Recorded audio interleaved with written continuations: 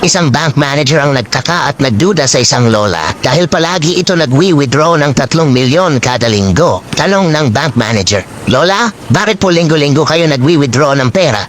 Ano ho bang trabaho nyo?" Sumagot yung lola, "Wala ho. Napalanunan ko lang ito sa pustahan." Di naniniwala ang bank manager. "Ano ho bang pustahan yan?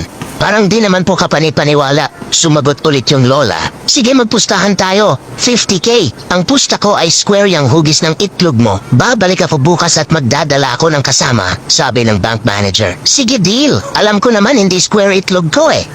"Malalaman natin bukas," sagot ng matanda. Kinabukasan bumalik ang lola at may dalang kasama. Hinubad na ng bank manager ang kanyang pantalon. At hindi hugis square ang itlog nito kaya binigyan ng lola ng 50K ang manager. Sabi ng bank manager, "Paano ho kayo nagkakapera dun, talo naman kayo?" Bumulong yung lola. "May pustahan din kami nitong kasama ko. Sa halagang 500K, ipapakita mo ang itlog mo sa amin."